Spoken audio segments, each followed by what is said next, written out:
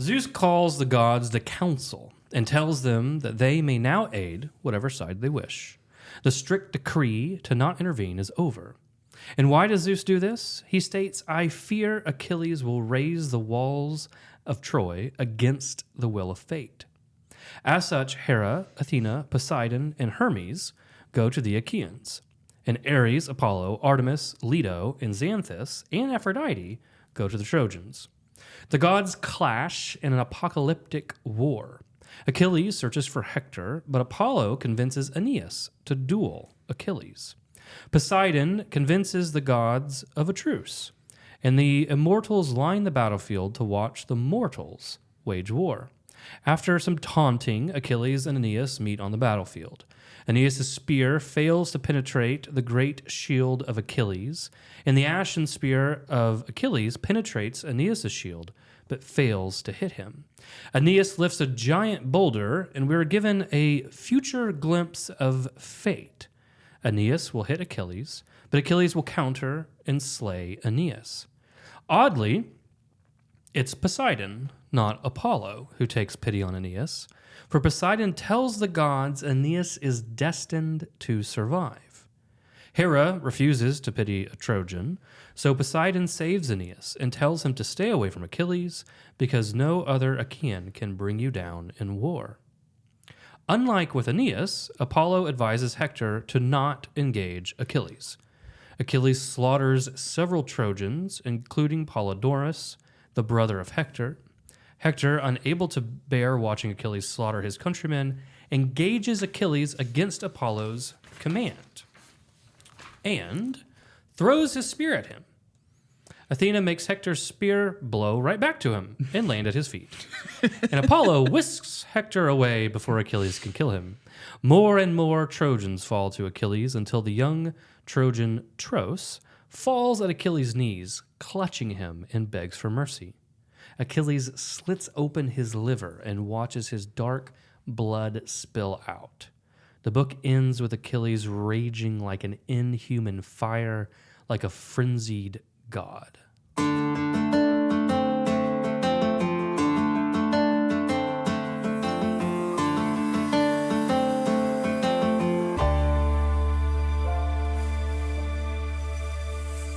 Welcome to Ascend the Great Books podcast. I am Adam Minihan here with Deacon Garlick. We're on book 20. The end is in sight. Thank you guys so much for hanging out with us throughout this first 20 weeks. This is good. Like we're getting close. The year with Homer. Homer. Of Homer. Is it of Homer? Yes. Or with Homer. It's okay. We are only on week 20. Yeah. I know what our podcast is. It's okay. Go ahead. Deacon, it's been a lot of fun. This book is very interesting, but before we get into the book, I think it'd be good to maybe talk about some of the things that are happening. You know, we're both Oklahomans, both live in Tulsa, both wear cowboy boots. I do not live in Tulsa, but go ahead. Well, I mean, Tulsa Metro. Don't area. tell where I live. Okay. It's a secret. Okay, well, in the country. In eastern Oklahoma, yeah, both wear cowboy boots. True. Maybe talk a little bit about one of the unique parts about the Diocese of Tulsa and eastern Oklahoma is our diaconate formation, which you are the teacher of. One of them. One of them. Yeah. So I, since I've been talking about my ducks several podcasts in a row, I should probably shift subjects, even though they have been kind of taking up a lot of my time. Yeah. So yeah, we had just a beautiful event in the diocese, right? So we recently had a diaconate ordination. We ordained 11 men to the diaconate. Our diaconate program through their formation was 6 years long. Mm-hmm. Same program that I went through. And so, but I felt very close to this class. I think they're very solid, just a wonderful group of men, because I'm also their great books teacher. That's right. So we're very blessed in the Diocese of Tulsa that we have a very robust diaconate program. Our Alcuin Institute under Dr. Richard Malash helps with the intellectual formation. And so the men, I think, have a very, obviously very orthodox, but just very kind of fruitful engagement with theology. But then we also, are very blessed that they allow us to have what I call a great book sequence. So if you imagine like their diaconate program is kind of like getting like a master's in theology or something. Mm-hmm. On top of that systematic theology, they also have another kind of program that runs parallel with it, which is basically this great books program. So our program meets, it's kind of like joining the National Guard. It's 1 weekend a month, right? So Friday night, I have 2 hours of kind of a Socratic dialogue with the men. So we're in a circle, we have a good conversation, and we read some kind of text together. And so no kumbaya though. No kumbaya. This is okay. a just want to make sure. Thank you for crisscross applesauce in a circle with the djembe. Is that what they call them? Djembes? I'm glad I don't know. I think so. I think it's a djembe. Yeah. So I think that it's been kind of a beautiful thing, and I think it allows for a certain human formation that we don't see in a lot of the programs. That yes, you need to learn your catechism. Yes, you have to be formed in a liturgy. So you actually can serve on the altar and serve well. But also, like, there is a benefit to reading Homer. I think to have a program that understands that has been very good. And I think the one benefit is, because half the program, or more than half the program, focuses on like the ancients, and then the back half focuses on the moderns. And I think that at the end of the program, what a lot of them came to understand was having just a very clear understanding of why do we have the culture right now that we have, right? Like, things did not occur in a vacuum. Things did not go wrong like in the 1980s. Like, these are philosophies that have been percolating for centuries, right? And typically, like, our culture is downstream a century or two from some thinker. And so I think one of the really good reasons to study the great books inside kind of a clergy formation program is simply kind of understanding the world that you actually currently inhabit, right? Where do these ideas come from? And one of the things I tell the men is that, like, listen, you're not going to I don't think so, but you're not going to have a parishioner come up to you after Mass and say, like, listen, I'm a Nietzschean and I think this, or like, I disagree. I hope not. I disagree with your homily because, like, I'm a Kantian and like I believe in this. I'm a nominalist, and so right. I follow William Vaughan. So but my point here though is that everyone's a disciple of somebody, and we kind of talked about this when we kicked off the podcast, right? Which is why I think it's good for anyone to read the great books, but everyone's a disciple of somebody, and most of our parishioners don't know who they're a disciple of. And unfortunately, a lot of times it's not Jesus Christ. They've adopted some kind of grammar from someone else, and their worldview has skewed. And then, hopefully they're receiving good teaching inside their parish, and so there's going to be friction between their own perceptions and then obviously the teachings that the church is giving them. And so I think that it's been really wonderful to see the men kind of start to have a really great clear grasp of like, oh, this is where my culture comes from, right? These are the problems that we have, like that, whether it's Nietzsche or John Locke or whoever it is that has kind of imported a lot of these problems in the culture that we kind of take now as cultural norms, right? This is the norm. It's not even like, oh, you adhere to like a weird philosophy. Like, we're all just relativists, right? Even down to our bones, right? So I think it's just been really a joy to be with them and then to watch them be ordained, and to see like 11 really good men enter the program or exit the program, if you will, and enter into holy orders and then serve the church. A lot of them have been telling me about their first homilies, because in our diocese, which I think is traditional, the men are ordained, and then immediately you're ordained on Saturday, and then immediately, sometimes even at 5 o'clock that day at a vigil mass, and particularly then on that Sunday, like, they're on the altar and they're giving a homily, right? I mean, it's just from someone who has gone through that process. It's really a whirlwind. And so a lot of them, it's been just a joy. I mean, a lot of them have been sending me the homilies, like, look, I mentioned Aquinas, or like, whatever it is. Right. One of them just went full out. It's like, I mentioned like abortion and contraception. I was like, well, God bless you. I hope your pastor. Turns out you don't get homilies anymore. I am not your teacher anymore, so I'm not like, can't turn to me. I mean, I'll give you your kudos, but you also have to keep in mind that you have a pastor that you're assigned under. So it was good. It was a good day for the church in Eastern Oklahoma. I think it was very beautiful. And I think in the best sense of the way, filled me with a lot of pride. Okay, so a hot take from Deacon Garlick. Who did more damage, John Locke or Friedrich Nietzsche? That's great. So my raw take, probably because I want to be more antagonistic, is I would say Locke. Okay. Yeah, yep. I would say Locke because the evil that presents itself as good is always more damaging than the one that clearly presents itself as evil. You have to be really warped to try and be a Catholic and read Nietzsche and be like, I think this is good. Like, this is great. Like, I can hear to this. However, we do see a lot of people take their cues from John Locke on what nature is, what freedom is, how do we form a polity, much more than they would take their cues from like the church or Jesus Christ, right? So anyway, hot take. We'll just drop that bomb and we'll move on to Homer. So you know what? That may be a new tradition for us in the Great Book Podcast. Is like I start out each episode with hot take with Deacon Garlic. That's good. Well, don't worry, because it's on our current reading path. It will only take us 6 years to get to John Locke, and then it'll take us way longer than 6 years. 10 years. I don't know. We'll figure something out. Yeah. Okay. Luke is going to be running this thing in no time. By the time we're going to hand this podcast over to our children, and they can talk about Thomas Aquinas or whoever we're actually to at that point, because we're still 1,000 years before Christ. Okay. So the Olympian gods in arms. We're on book 20. We're 20 weeks deep in the year of Homer. It's been a wonderful journey. So let's kind of talk about what's going on. So we have this kind of apocalyptic thing. So Zeus basically, around 25, line 25, Zeus basically just says, hey, everyone just go fight for the sides you want to fight for, right? So we get this kind of breakdown. Right. What's important here, I think, to note is why, right? So the fixed decree is over. Excuse me. The fixed decree is over. And so one thing I just want to point out here and note is he says the reason that he does this is we have to stop Achilles, right? I fear he'll raise the walls against the will of fate. Now, this is fascinating for multiple reasons. One is because one thing to note is that Hera is going to give a different reason. And so we're going to have to kind of track those and see who's actually matures and plays out. Not that anyone is surprised that Zeus and Hera have different opinions. Right.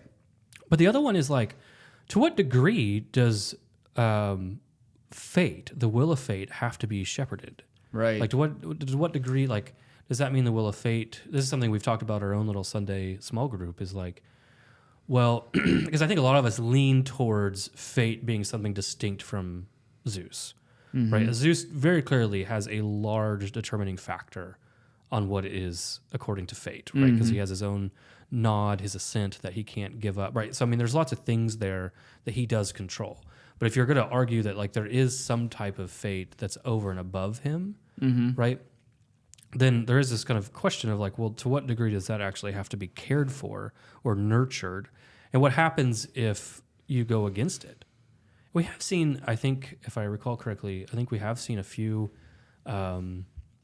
takes on this, right? So if you remember, excuse me, if you remember the Achaeans, one time, like when we were reading it, the Zeus blessed the Trojans and blessed Hector, and they were so weak-wristed, right, that they just still, like, the Achaeans were pushing back against it. Even Apollo was like, what are you doing? Right. Like, we have Zeus's favor, and we're still losing. Right. And he actually you guys are so bad. And there's, like, a Homeric line in there in which it says, like, that they actually pushed against, like, the will of fate, right? So it's just an interesting line. Like, how much does this actually have to be cared for and nurtured? And also, then what would happen? You saw a similar passage with the death of Sarpedon. If you remember, like Zeus thinks about intervening, and it's kind of clear between Zeus and Hera that Zeus could interfere because she doesn't say you can't, Right. but she kind of says like things will fall into chaos if you do, and that's kind of a fascinating notion. Like if you kick out against fate, right, then it's going to cause chaos. So anyway, just as we kind of track fate, which has been kind of a perennial theme throughout Homer and throughout the great books. So the gods kind of break into their teams as we kind of broke out into the narrative. Can I ask a question? Go for it. So Zeus, like, basically says like this eternal battle or internal battle that it's like, go on, you guys can draw sides, draws the line in the sand, you guys pick sides, everybody can start fighting kind of one another. But at the end, and this is like right before like maybe line 48, all this kind of almost chaos is happening. They're all choosing sides. They're all kind of battling and stuff. And then it says, and goddess Aphrodite, strong with eternal laughter. I found that interesting, and I wasn't really sure what he meant by this because, so like, who is Aphrodite? Like, why? And then this eternal, like this strong eternal laughter. What is the relationship there of who she is, the goddess of love, with this eternal laughter of laughing with this chaos and battle ensuing? Yeah, that's a good question. I guess on its face, I just saw it as fitting for her, right? As a goddess of love, she's not, as we've very clearly seen and will see, she's not very good at war, right? So she kind of represents like this delight, right? Very much tied also to sexuality, just kind of giving into pleasure, broadly speaking. So I guess I saw it tethered to that. I don't know. It's an epithet, right? So this is an epithet for her. I don't know if it's immediately tied to the context. Okay. Right. I didn't read that as an epithet, so I'm glad you told me that, because typically, well, maybe not typically, but it just seems like the epithets are either in commas or like bracketed out, or like a title. It's like right? a title, Lord right? of the War Cry. Right. It's not something that she's actually strong with eternal laughter. I don't know. That didn't strike me as that, so I'm glad you told me that, because I didn't read it that way. That's the way I take it. I mean, it could be read differently, but sometimes the epithets also aren't. Even though I will argue that I think there's deeper, kind of currents happening with them at times. Sometimes they're not always immediately tied to the context, right? So Achilles might be having an argument with someone, and they say, Achilles, the swift runner, right? And it's like, well, I don't think his swift running has something to do with the current context, right? But that epithet fills that line on the meter for the oral bard, right? Well, yeah, okay, that makes it, like, if that's the case, that makes a lot more sense than that scratches the surface. I don't have a good, I don't know. If people know and are like, man, they're missing the point, then tweet at me. If we're swinging and missing, let us know. Yeah, because I don't have a good... I just thought it was interesting that she was laughing about, like, the goddess of love is laughing about this hatred or battle ensuing. Yeah, so you tie those together. Right. I think when I read it, I didn't tether them together. Right, Aphrodite is strong with eternal laughter. I just took it as an epithet, not necessarily tethered, because it doesn't seem to be anything about her that would actually make her laugh. It doesn't seem that she really enjoys conflict or war, right? She also kind of gets herself handed to her every time she tries to engage in anything. Right. So yeah. Okay. No, it's good to push into those things and test them. Let's see. So Athena lets out a war cry around like 65 or so. Kind of just Homer tries to show the apocalyptic nature of what's going on by the fact that, like, Hades is even worried that the earth is going to like break open. You kind of get the three primal gods, right? Or primary gods of the Olympians, right? So you get Zeus, Poseidon, and Hades, these brothers that really kind of lord over everything, right? So Zeus has the sky, Poseidon has the seas, and Hades has the underworld. The land, by the way, is supposed to be neutral. Poseidon kind of talked about that earlier, if you remember, when Zeus pushed out against him a little bit. But the problem is obviously with Zeus being the sky god, right? Land is not exactly neutral, right? So he kind of there's a whole mythology behind that Zeus kind of tricks them to take the better share of that, because I don't think Hades got a very good. Not share. on brand for Zeus. What, tricking people? Yeah, yeah. We never see him do that, right? So sarcasm for those who did not pick that up. So we also get Xanthus, the river. And just so you know, because he has a couple names, so just one thing to note is that, I guess some things here that, just in case you don't know, so like Apollo and Artemis are brother and sister. That Leto is their mother, who is coming down to help, so that's charming. Hermes is the messenger god. He's played a role once or twice. He'll play a good role towards the end. We know who Hephaestus is, and then Xanthus is a river god, and he's also the name. It's also the name of a river that he is the god of, that really kind of embodies him himself outside of Troy. And Scamander is the name that the humans call him. So the gods know him by one name, and the humans know him by another.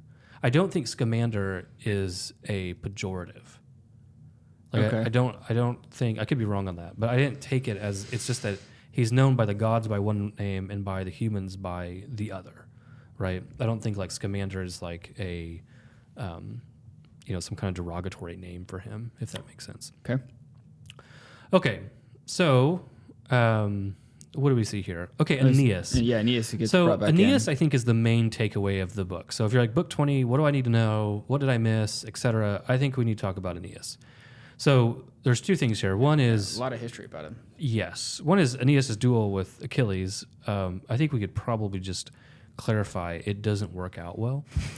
And but the reason why, excuse me, it doesn't work out is what kind of leads us into the second point, which I think is what's most important, which is, as you mentioned, that there's this genealogy.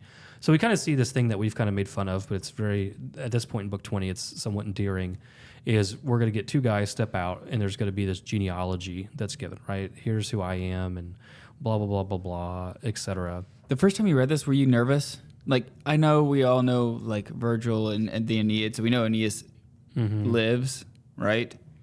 But I was like, golly, like, that's... Well, maybe not everybody knew that. Well, maybe not everybody, but... They do now. They do now. Spoiler alert. But I was just thinking, like, golly, if they lose another... Like, the only other guy other than Hector, if he goes out and fights Achilles, obviously Achilles is going to win. And so if they lose another... Like, the only other guy that they have other than Hector, like, what are the Trojans going to do? Like... Yeah, the first time I read this, I don't think I was familiar with the history of Aeneas, and so I had a similar thought. So we see on 250 is where kind of his line 250, he gives this genealogy. And what's really important for us to realize about Aeneas is that he is from the younger branch of the royal house of Troy. So Priam, Priam represents the older branch, which is why he's the king, right? Because he's the older brother. But Aeneas comes from kind of the younger branch, so he's part of the royal household, right? Which not entirely clear if that's been clear. He's a prince of Troy, but we get a very clear genealogy here of who he is. And so, Achilles then. Kind of goes back and forth, and Aeneas gives the genealogy because Apollo kind of prodded him into like, hey, you're the son of an Olympian goddess, right? Aphrodite. Achilles, he's just like the son of Thetis, like some sea nymph, right? Yeah. Like you should, so he gives this kind of like patrimonial kind of argument of like, okay, you should be able to conquer him. So I think like in the immediate context, because you talk about the Homeric context, like why is he doing this? So he gives this kind of genealogy that is, I guess, supposed to somewhat frighten Achilles. It obviously doesn't work. So then they have their battle that we kind of talked about a little bit in the opening narrative.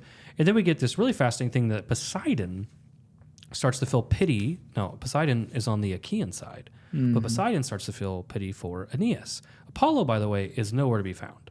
Yeah. Right. So Apollo sets this whole thing up, and then Aeneas is going to get slaughtered.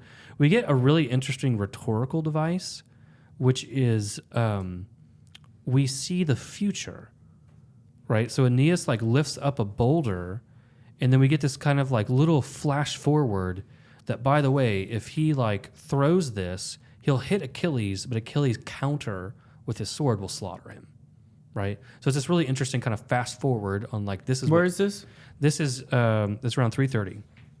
Okay. It says, then and there he'd had struck Achilles, right, lunging in. The rock would have hit him square in the casque or shield, and the gear would have warded off grim death. Achilles closing in would have slashed his life away. So there's all this and it's a little bitty flash forward of what fate has in store. Poseidon then, as we mentioned, he intervenes, but it's why he intervenes that's so interesting. So at 349, he says that Aeneas is destined to survive. Okay, great. Can we unpack that?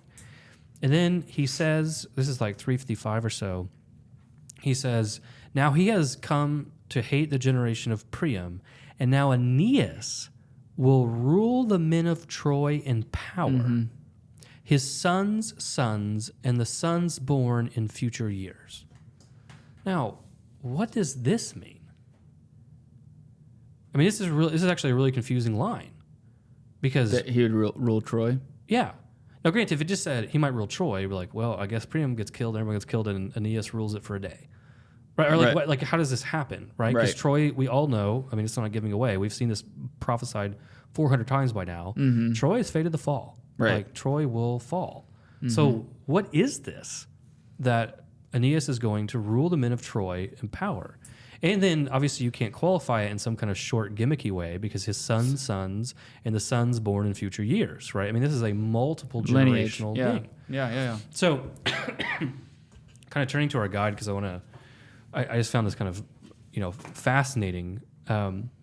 So, how will Aeneas rule Troy? However, Troy is already fated to be destroyed. So the theory here is that Aeneas is destined to be the founder of a new Troy. That's how this prophecy is going to actually come true. So his genealogy shows he's from the younger branch of the royal household, right?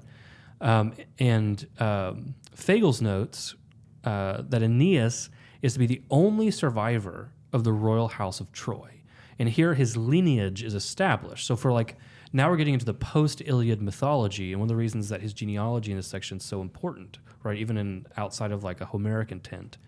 So after the Homeric era, there's already a lost poem that talks about that Aeneas actually escapes Troy with his father and son. And other stories that Aeneas' wanderings actually lead him to Italy. And that actually, those stories probably already existed by the 6th or 5th centuries BC. So by the 4th century BC, we already have a legend that Aeneas is the founder of Rome, right? Mm-hmm. So this is the new Troy, right? That Rome, the eternal city, is actually the new Troy, and by the 4th century, it's already been synthesized with the other founding of Rome, which is after Romulus, right? So Rome, Romulus, right? That's where it draws its name. Oh. Right? You knew that, right? Yep. Yeah, okay. Just making sure. So, because what they do is they make Romulus' mother a descendant from Aeneas. Right. Actually, you know what? To be fair, I would not have known that if it wasn't for our Sunday's small group. So well, there you go. I made it sound like I was so prideful, oh, of course I knew this. It's no. We're parsing out kind of the impact of these myths have on our own world, right? Mm-hmm. So they kind of merged these two legends of Aeneas and Romulus, and so this has already kind of been done by the 4th century BC. And one of the things I just found really fascinating is that the narrative that Rome was a new Troy was actually so ingrained in the ancient peoples that when a Greek king launched his war against Rome in 281 BC, he contextualized it as he himself, as a descendant of Achilles, making a war on the colony of Troy. Right? So here's this Greek king in 281 BC, and he's kind of seeing his launch of a war against Rome as a retelling of the Iliad. Right? Just to show you how deep I think this legend ended up being ingrained in kind of the ancient thought. So then the definitive legend of Aeneas as the founder of Rome comes from the Roman poet Virgil, who authored the Aeneid. So this is 19 BC, right? So this is, arguably the most popular text when Christ is born, right, is the Aeneid. The story tells of Aeneas' famous escape from Troy, his wanderings, and his eventual founding of the eternal city of Rome. And so it's really interesting because you can actually contextualize this as Rome is the Trojan revenge upon the Greeks. Because Rome, obviously, right, dominates Greece as well, and all of Greece falls to the Roman Empire. And so Rome can be seen as the revenge of Troy upon the Achaeans through the lineage of Aeneas. Aeneas, yeah. Yeah. That's pretty cool. So I think that's one of the major takeaways of Book 20 is this understanding the mythology and the histories that are tied to Aeneas. And then we'll read the Aeneid when we get to that point, right? As we once we branch over into Roman literature. I'm anxious to do that just because of the different writing style, the different style of storytelling. Yeah, no, I think it's going to be good. It's going to be really good. Yeah. So here we have so Aeneas and Achilles they're battling, and then the god of earthquakes, right, sweeps in and basically tells him hey, you need to pull back. Right. If you don't want to die, you need to pull back. And so he immediately pulls back. Now, what I think is interesting is that Poseidon does his little. He actually picks him up and puts him on a different. Actually, I think it says he hurled him to a different part of the battlefield. You're thrown against him. Oh, yeah. So he just kind of chunks him and says, "Stay over there. Literally, the only person out here who can kill you is Achilles. Yeah. So stay away." Yeah. So he puts him in timeout. He puts him in timeout. In war timeout. Yeah. Yeah. So, but then here's this next part is very interesting to me because here you get Apollo warning Hector. Listen, Hector, do not fight Achilles. right? Right. This is around like what 425, something like that. Mm-hmm. He shouts out at Hector, "Don't for a moment duel Achilles, Hector, out in front of your ranks." Like he's warning him very clearly, and immediately Hector obeys. Like, and I thought, oh well, look, this shows piety, right? This shows him, Right. obeying the gods and understanding, what his role is. And as a leader, I was like, this is something that you would not see Agamemnon do. Like, I was digging this, right? And then he's out there. He's looking at everything, in the battle. He sees other people dying. He sees his people dying. Sees his brother die. He sees his brother die Terribly, actually. Right? His brains splatter, I think. Isn't that what he says? That's the other guy. His on 440, that's Achilles breaks someone's skull in half. But on like 475 or so, Sorry about that. it was really loud. Hector seeing his own brother Polydorus clutching his entrails, sinking limp to the ground. I mean, it's a terrible death to watch your brother go through.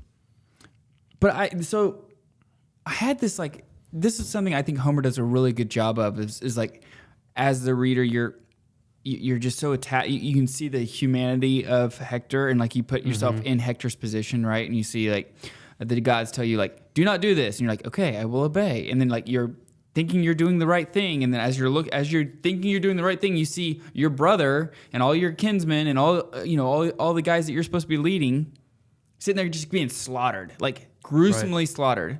And as a leader, as the king, as the guy who's supposed to be the person in the forefront, that the gods told you not to engage, but like who wouldn't engage? Right. Like if you are, and this kind of goes back to what you were talking about, how Hector is Hector the more virtuous man. It's like, to me, this shows a little bit of his character here of saying like he knows the gods clearly told him, hey, if you engage, you're going to die, right? Or maybe not clearly tell him that, but he says, do not engage. And he obeys. Then he sees all of his people getting hurt. And like he can't help but engage. Like this is what a leader does. Yeah, I think maybe to give a defense of Hector, which I'm probably too inclined to do. I mean, one is, because I think you can run this contrary to his character too, is like he tends to be very pious. So why is he disobeying the gods? Like, oh, he sees his brother dying, etc. But disobeying the gods tends to be bad in general. You could narrow it and say, well, is he really disobeying the gods, or is he really just disobeying Apollo? And we also just saw someone who followed Apollo, and it was terrible advice. So, like, is disobeying Apollo actually like an imprudent thing to do? Right. Right, because it didn't work out for Aeneas, only because of the generosity of Poseidon. So I think that might be one way. And he stated very clearly that no man could take him before his time, right? So he's kind of resigned himself to fate. So for him to stand up against Achilles, right? I think at this point he's really just tossed himself to fate. And yeah, you're right. He wants to be. There is a certain piety towards Troy that he has, which then translates, I think, to a deep fraternity towards his men. Right. And then immediately I get deflated right after that because then he like engages Achilles, and like his taunting is so terrible in my opinion. He's like talking about how good he is at taunting. He's like, I can taunt too and hurl insults and all this stuff. And then he's like, but I am the weaker one, And so it's like, oh, right. bro, like, well, I know you are brave, and I am far weaker. But I think the second line is what helps get some context, right? But true, but all lies in the lap of the great gods. So, and weaker I am, but I still might take your life. Like, I don't know. It's like maybe Hector, maybe you want to sow a little seed of doubt. Like maybe, like as you're like, maybe have a little confidence here. Right. I don't know. I thought like, oh man, it's like, it's just a very human aspect, in my opinion, of Hector here. It's also very fatalistic, right? So like, I know that I'm the weaker one, you're the greater one, but he realizes to a certain degree, what does that even matter? Right. What does it matter? Right. I mean, we're about to see Apollo just. And one question I have, and it becomes even more apparent as the book goes on, that I'm kind of curious about, is whether Achilles actually is, I know there's people are going to die inside with me saying this, but whether Achilles actually is the most talented warrior. I think we kind of blazed past it. But when Aeneas is talking to Apollo in this chapter, he actually talks about how he would feel fine fighting Achilles if the gods would just let them fight fairly. So it seems to give a perception, which I thought was really interesting to note, that is it that people actually fear Achilles because of his like military prowess on like a natural level, or is it just simply because they're so associating him with the favor of the gods that they know like this is just a fatalistic thing that you can't do, right? And I mean, are they wrong? I mean, what happens? Look at right after what you're talking about, right? So Hector goes and throws a spear, right at Achilles. So he has the bravery, the fortitude, and what happens? It's not even like Athena makes it just kind of like miss or not penetrate all the way through. Right. She just blows it right back to him and it lands at his feet. Like if you could not have a more clear picture of just like, by the way, you can do nothing if it's not favored by the gods, right? And this is a critique of the Iliad to a certain degree, is like it just has an incredibly fatalistic bent to it. So one of the questions that's kind of occurred to me as I read through this is like, can we challenge the notion that Achilles is actually the best warrior on a naturalistic way? Or is he actually simply the best simply because he's favored by the gods? Well, is the best mean natural, or does it mean like a combined or... Well, thanks, Adam. That's fine. We gotta be precise about our grammar. I mean, yeah, to parse it out. I mean, just like on a naturalistic, because sometimes we've talked about if you removed all the gods, right, and you had the Achaeans versus the Trojans, it seems very clearly, and even you take out Achilles, it seems very clearly that the Achaeans would win the war, right? Because how many times? Oh yeah, because like, you have Diomedes. Like, don't they talk about in here that Diomedes is one of the greatest warriors? Right. At one point, they fear him more than they fear Achilles. But he's also blessed by the gods, so it's a little confusing. But I think several times, even the prayer of Thetis, right, of having to say, hey, well, look at the rationale of the prayer of Thetis. If Achilles sitting out of the battle was actually determinative of the battle, he wouldn't have to pray to Thetis to make the Trojans win. Because him simply being out of the battle would cause the Trojans to win because he single-handedly can lift up the Achaeans. Right. But the fact that he has to pray for the Trojans to be favored by Zeus so the Achaeans realize they need him shows that artificiality. Does that make sense? Yeah. So I think so my point there is sometimes it's interesting on a speculative level just to step back and say, if all things were equal according to nature, right, who would win? And it just... And maybe everyone figured this out a long time ago, but it's just kind of occurred to me as I read through this, because everyone's like, oh, Achilles, and you fear him, and you fear him, and you fear him. And then kind of following Aeneas' commentary and some other commentary in the text, it's like, well, is he, I mean, he's clearly very talented, but is he actually that good? Or do the gods just, favor him? Why are you laughing at me? I'm not laughing at you. There was no sound. I was smiling. Yeah. What did I say? Grammar matters. Grammar does matter. I agree.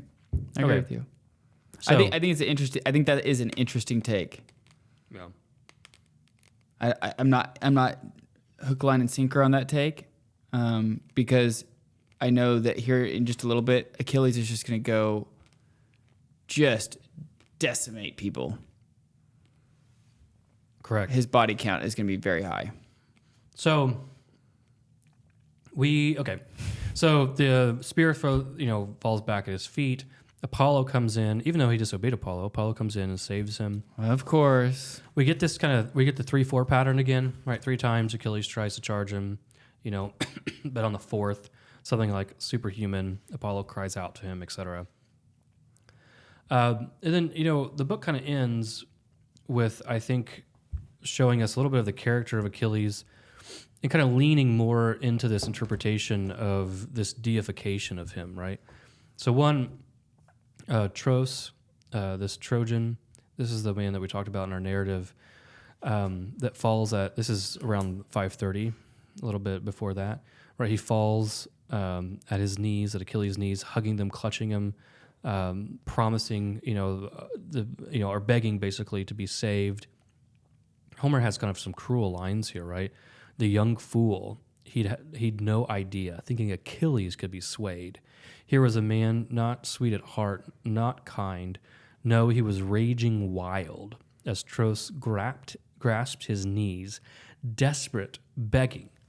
Achilles slit open his liver. The liver spurted loose, gushing with dark blood, drenched his lap, and the night swirled down his eyes as his life breath slipped away. Mm-hmm. So here's just Achilles just killing people, right, begging for mercy. It's also somewhat reminiscent of, if you remember Agamemnon earlier, like very earlier in the text, when the young Trojan was actually begging at Menelaus's knees. Mm-hmm. Menelaus was going to show him mercy, right, because they would then ransom the person in X, Y, and Z. And Agamemnon just comes by and kills him, right? So you're kind of seeing, again, a little bit of this, like, inhuman side. Then, as you mentioned, he just goes and slaughters a bunch of people. If we're quoting lines from Homer that we like, about 5:45, a guy gets decapitated, and Homer then says, "And the marrow bubbling up from the clean-cut neck bone." Yeah. And I was like, wow, that is a picture. I mean, Homer has to get a little bit more creative. I mean, you can only mention how people die so many times before you got to get a little bit more creative.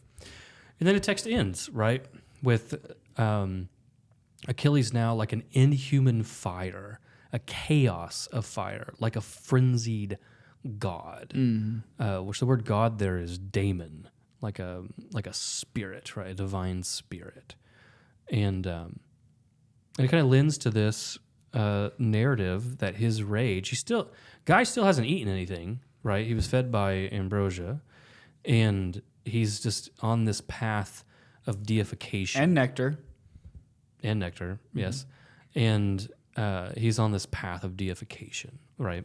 So can I ask you a question? No. As we're finishing up here on book 20, like, Sure. put yourself back in your first time reading this, and you're getting these like climactic moments of fighting, and then you're in book 20, and Apollo comes back in and sweeps Hector away yet again. Did you not have any frustration, like, as a reader, like, because look, we've been building this up, right? Are you talking from experience? I'm like, yes, I am, because like we've been building this up, right? Like this whole, like, we're about to come to the crescendo. We're like, everything is peaking here, and okay, I'll give you passes, even though the night it's late. We can't fight at night. We'll sweep that under the rug. Like, you're still upset about I'm really Ajax upset. Like, Hector. and then, like, Aphrodite coming in and sweeping. Like, God's saving people at times when I feel like I'd like to see their liver being split open. But what was your initial takeaway there? Yeah, I think that, and to be quite frank, it's only going to get worse. So just prepare yourself. But I think, yes, excuse me. I think on a preliminary read, like the first time I read it, I think it does not meet your expectations, right? And obviously we're building towards this Hector Achilles duel, and we've had several other kind of reiterations and things like this. And you're correct. We don't really ever get to see like this great duel play out, whether it's Hector and Ajax, or we also had Menelaus and Paris. Like, we've had these things, or we had Glaucus and whoever that was, that all of a sudden they just decided to be friends halfway through. Right. So I think that in a lot of ways, I realize that we're kind of beating a dead horse here, but the Iliad is an incredibly fatalistic text, right? I think that's a question, is how much, and so when we study great books, particularly Homer, right, which really is this kind of genesis for the Greeks, we look at perennial questions. What we mean by that is, what are questions that we see in Homer that we're also going to see in like the Greek plays, that we're going to see in Plato, we're going to see in Aristotle. Like, there are certain questions that humanity has about the reality that we inhabit that just simply come up over and over again. And this causes, one, books to be great, right, because they're taking on these perennial questions. Mm-hmm. And two, right now we're just looking at Homer, but as you kind of move through these different authors, this creates the great conversation, right? So, like, what is Homer's take on this? What's Plato's take on this?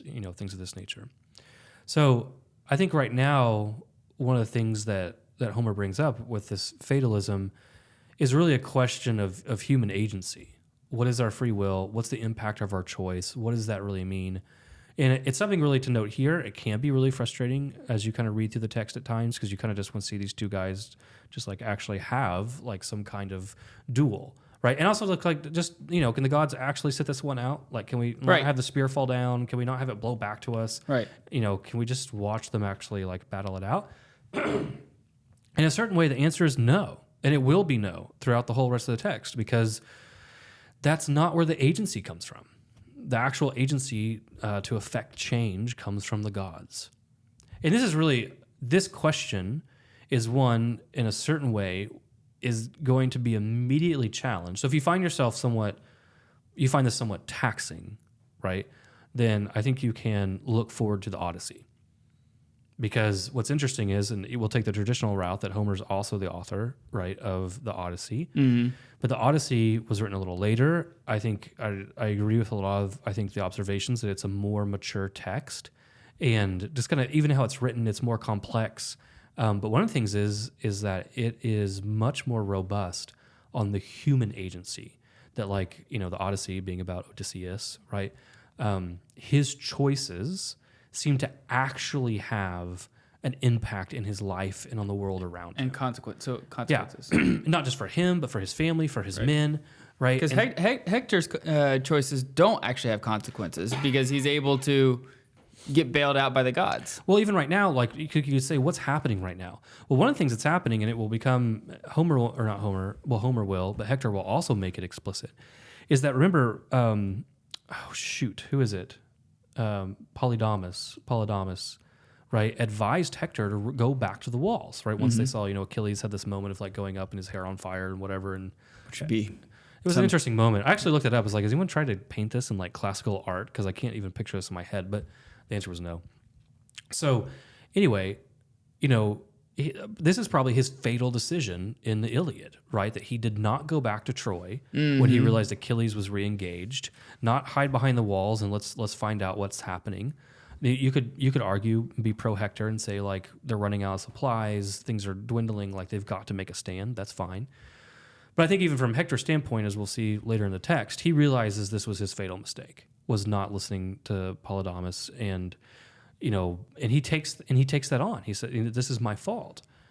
But if you remember that passage, it very clearly says that Athena was clouding their minds. Right. And that everyone praised him, that this was a great idea. And basically she made it where everyone shunned what was actually wise. Right. So the question then, again and again in the Iliad is, what is the actual, impact of free will? Okay, so I'm going to ask you again. Because you just gave me a 10-minute monologue on my question, which I thought was really good. Thank you. But I want to know what Deacon Garlick felt when reading this for the first time. No, I think it's frustrating. I did not know, and again, so these are a few things to be saved. And I've tried to be, I think we've tried to be sensitive and cognizant to this too, moving through the text, because I want people to have that kind of the joy of these experiences. I did not know how the Iliad ends. Right. I don't know, and we don't need to talk about it, because I think it's part of the fun. I didn't know when it ended in the narrative. Sure. I remember feeling so stupid sitting in my house, surprised by a 3,000-year-old text. Mm-hmm. Mm-hmm. Right? I even wanted to tweet something about it, and I felt I feel so stupid. I'm not saying this. Right? So the first time I read it, and I think it's because it pushes back on a lot of your expectations, right? Yeah. I think, so one response to that is to say Homer's a bad writer. This sucks. I don't like it. This book is boring. Why do we do this? The other one I think is to be more docile, to look at Homer as a teacher and say, well, what am I being taught, and why is it like this? Right. And I understand if your first time read, you can't grasp that. Not grasp it. That sounds like it's an intellectual problem. Just emotively, that's difficult because you have this letdown, right? Yeah. I think it's fine. The first time I read the Odyssey, I was so wrapped around the axle on a certain aspect of it that I was very blind to a lot of what Homer was trying to do. So I'm sympathetic to that, right? because I read it with a group of men that, if there, I can't remember, there was like 10 of us and all 9 of them had the same view and I had a different view. And so that colored like my entire take on the Odyssey. Sounds like somebody else that we know in our Sunday Great Books. Yeah, he who we do not name in our Sunday Great Books that tends to have a different opinion than everybody, which is fine. That's good. I actually like it. So I think, if you find yourself being challenged by like, man, I feel like this is so fatalistic. I just feel like they don't have any choice. Like everything's predetermined. Well, you're correct. Yeah. And so I think what we need to know is that the perennial question that's being raised here is then what is the actual relationship between free will and the divine? Yeah. Right. And obviously this is going to maturate into some really deep thoughts by, say, St. Augustine or Boethius or St. Thomas Aquinas. So next week we're going to talk about Book 21, where Achilles is fighting people, he's fighting nature, he's fighting gods, he's fighting just any and everybody he could possibly fight. Yeah, this is a great one. This is another book that I was like, why is this in here? Right, because we're finally getting some pacing, we're moving. Right. And all of a sudden it's like, he fights a river? Like, why are we fighting a river? Yeah. So as we kind of look forward to next week, as you're reading this week, I would really say track that theme of deification. Track that theme, track that theme of deification. Is that rage in Achilles, right, driving him towards this kind of mimicry of the divine rage, right, that we see in the Olympians. Mm-hmm. And in this book, do we find out the boundaries of that rage, right, as he fights the river? Awesome. Well, make sure you follow us on Twitter and MySpace and all of the other social medias out there that maybe, I think we're on TikTok, Twitch. Are we streaming on Twitch? No. Is that what we're doing? We're also not on TikTok. We're not on TikTok. No. But we are on Twitter. Go check us out. Follow us. Give us a shout out. Let us know. And YouTube. Go watch all the videos. Oh, all the tubes. Yeah, we actually hired YouTube to come out and film all of these for us. So go check that out. Subscribe. Hit that little bell. Whatever they all say. All the famous people hit the bell. Subscribe. All those kind of things. We will see you next week. Very good.